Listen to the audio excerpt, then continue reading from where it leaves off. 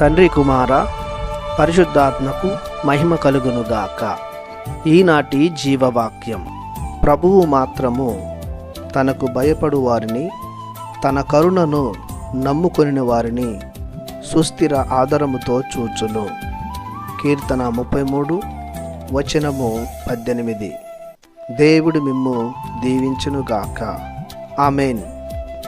ప్రియ సహోదరి సహోదరులారా, దేవుని బిడ్డలారా, యేసుక్రీస్తు నామములో తండ్రి దేవుని కృపయు శాంతియు మీకు లభించునుగాక. ఈనాటి జీవవాక్యం మనకు ఒక గొప్ప సత్యాన్ని తెలియజేస్తుంది. దేవుని ఆదరణ ఎల్లప్పుడూ ఉండేదని, చెరగనిది చెదరనిది అని వాక్యం మనకు తేటతల్లం చేస్తుంది. దేవుని ఆదరణను పొందుకోవాలనుకునే ప్రతి ఒక్కరూ దేవునికి భయపడుతూ దేవుని కరుణను నమ్ముతూ జీవించాలి.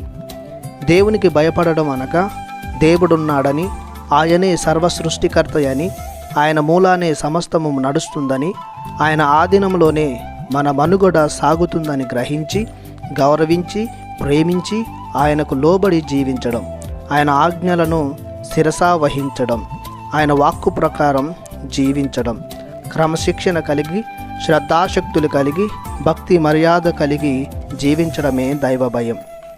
దేవుని కరుణను నమ్మడం అనగా దేవుడు దయగలవాడని, సులభముగా కోపపడువాడు కాదని, మన తప్పులకు తగ్గట్టుగా శిక్షింపనివాడని, క్షమాగుణం కలిగిన వాడని గుర్తించడం, మారు మనసు పొంది పశ్చాత్తాపపడుతూ పాప పరిహారం కోరుకొని వానిని క్షమించి శాంతి సమాధానం వసగువాడు.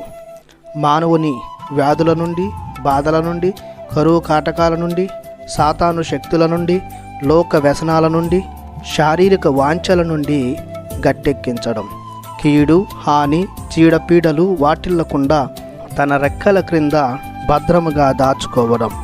దేవుడు కరుణాళుడు కనుక మనలను అనుగ్రహించును, మన దోషాలను తప్పిదాలను తొలగించును, మన దుష్కార్యాలను గణించక క్షమించి వదిలివయ్యును.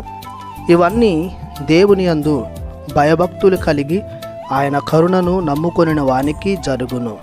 స్థిరముగా తన ఆదరణను మన ఎడల చూపించును. ప్రార్థించుదము. దయగల మా దేవ, కృపగల మా ప్రభువ, మీ స్థిరమైన ఆదరణకు, ప్రేమకు మీకు వేలాది వందనాలు, స్తుతులు, స్తోత్రాలు చెల్లిస్తున్నాము. మీరు నిత్యము మాపై కరుణ చూపి మీ శాంతి సమాధానాలను దయచేస్తున్నారు.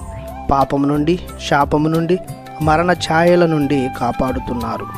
మా ఇలవేల్పుగా ఉంటూ మమ్ము పాలిస్తున్నారు. మా సకల అవసరాలను తీరుస్తూ మమ్ము బలపరుస్తున్నారు.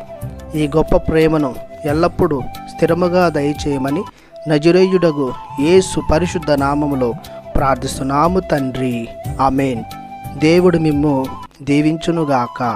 ఆమేన్.